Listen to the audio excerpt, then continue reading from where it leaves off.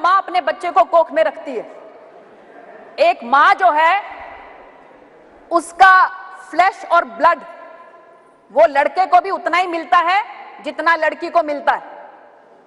तो इसलिए माँ प्रकृति ने कोई भेदभाव जो है वो आदमी या औरत में नहीं किया। तो मैं मेरी माता जी को तहे दिल से धन्यवाद करना चाहती हूं कि उन्होंने मेरे अंदर जो आत्मविश्वास पैदा किया।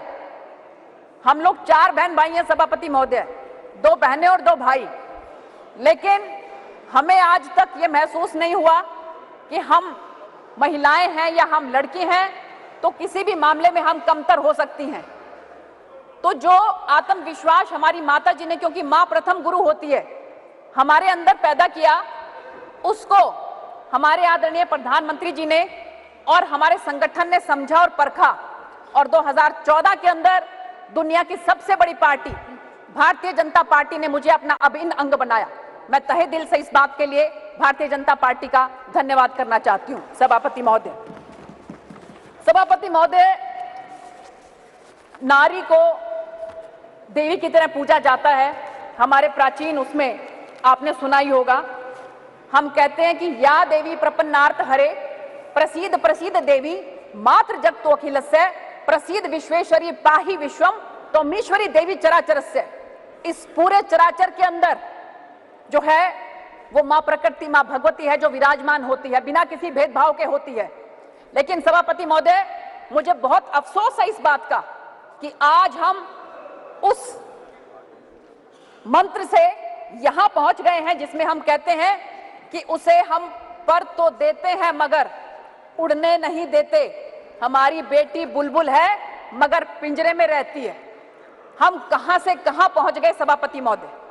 मैं ये कहना चाहती हूं सभापति महोदय कि आज जो ये बिल यहां पर प्रस्तुत हुआ है, आज रानी लक्ष्मीबाई, सरोजनी नायडू, अरुणा असफ अली, सुमित्रा महाजन जी, सुषमा स्वराज जी, हमारी सुचेता कृपलानी जी जो कि हरियाणा से ही थी, कल्पना दत्ता जी और हमारी बहुत सी फ्रीडम फाइटर्स जिन्होंने बहुत मेहनत की, आज वो बहुत इस बात को लेकर सुकून महसूस कर रही होंगी कि आज जो है ये बिल 27 सालों के बाद लोकसभा के अंदर जो है वो आया है।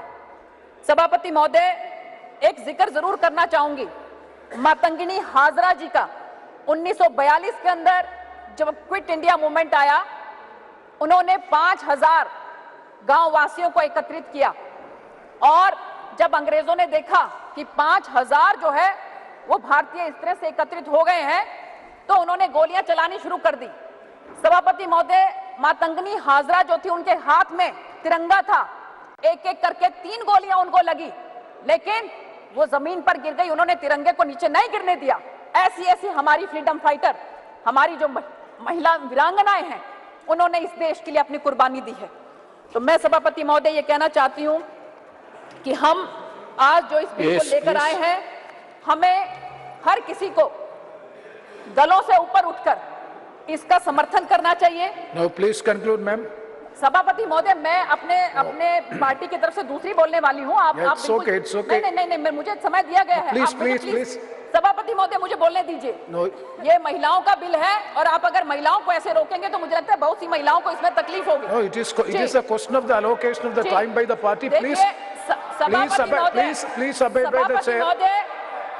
महिलाओं के बारे में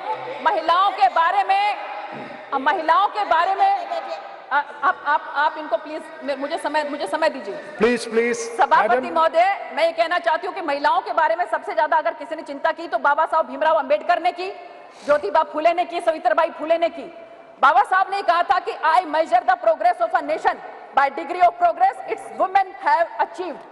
और अब अगर किसी ने चिंता की है तो हमारे प्रधानमंत्री आदरणीय श्री नरेंद्र मोदी जी ने की है। 2007 के अंदर जब वो गुजरात के अंदर मुख्यमंत्री थे, तो उन्होंने वुमेन को, महिलाओं को जो है वो रिजर्व गार्ड, जो वहां पर जो गार्ड है, फॉरेस्ट गार्ड, वहां पर नियुक्त किया। सभापति महोदय, वो ऐसा क्षेत्र था जहां पर पुरुष प्रधान क्षेत्र है, लेकिन फिर भी महिलाओं को 2007 के अंदर माननीय प्रधानमंत्री जी ने उस समय में जो है वहां पर नियुक्ति दी थी। और आज अगर हम देखें तो भारतीय जनता पार्टी की सरकार में माननीय प्रधानमंत्री नरेंद्र मोदी जी के नेतृत्व में आप ये देखिए कि हरियाणा की धरती से बेटी बचाओ बेटी पढ़ाओ का नारा दिया गया और उस समय में 2014 के अंदर जो सेक्स रेशो 918 पूरे भारतवर्ष के अंदर था, आज 2022-23 के अंदर वो 933 है और हरियाणा के अंदर जो 871 था, आज वो 923 है। माननीय सभापति महोदय, मैं कहना चाहती हूँ कि माननीय प्रधानमंत्री जी की जो सोच है, जो हृदय से जो बात कहते हैं, वो सब के सब लोग इस तरह से उसको हृदय से मानते भी हैं। इसके साथ साथ मैं कहना चाहती हूँ सभापति महोदय कि हमारे मंत्रिमंडल में आज 12 महिलाएं हैं। हमारे सबसे ज्यादा भारतीय जनता पार्टी की सांसद हैं और 2014 के जब हमारी सरकार बनी थी तो उसमें सबसे बड़े मंत्रालय जो है वो चाहे विदेश मंत्रालय था, चाहे वो उसमें रक्षा मंत्रालय था, वो महिलाओं के पास था। आज सबसे ज्यादा राज्यपाल जो है वो हमारी सरकार में है। ये ओहदे ही हैं जो बताते लफ्ज़े बयां को खास, ये ओहदे ही हैं जो बनाते हैं लफ्ज़े बयां को खास, वरना कौन सुनता है यहाँ औरत की बात। माननीय सभापति महोदय, इसके साथ साथ मैं आपको कहना चाहती हूँ कि इसलिए यह जरूरी है कि ओहदे मिलने चाहिए, राजनीति के अंदर महिलाएं आगे आनी चाहिए, नहीं तो उनकी बात कोई नहीं सुनता है। सभापति महोदय, मैं कहना चाहती हूँ 2004 के अंदर यूपीए सरकार जो कॉमन मिनिमम प्रोग्राम के अंदर जो है वो सबसे पहले उन्होंने रखा था कि हम वुमेन रिजर्वेशन बिल लेकर आएंगे और 2006 मई 2008 के अंदर राज्यसभा में टेबल किया गया और उसके बाद 9 मई 2008 को स्टैंडिंग कमेटी को भेज दिया गया। 17 दिसंबर 2009 को स्टैंडिंग कमेटी ने अपनी रिपोर्ट दी और फरवरी 2010 को यूनियन कैबिनेट ने अप्रूवल दी। सभापति महोदय, 9 मार्च 2010 को राज्यसभा में पास किया गया 186 को लेकर। मैं सबसे पहले तो बल्कि ये देखना चाहती हूँ कि वो एक महानुभाव कौन था जिसने महिला रिजर्वेशन बिल के खिलाफ वोट किया। इसके साथ सभापति महोदय, मैं कहना चाहती हूँ कि लोकसभा में ये रिपोर्ट किया गया। समाप्त कीजिए प्लीज। तो 1 मिनट के लिए सभापति महोदय, सिर्फ मेरे को 2 मिनट और चाहिए। कम्युनिकेट किया गया लेकिन उसके ऊपर उसको कंसीडर नहीं किया गया।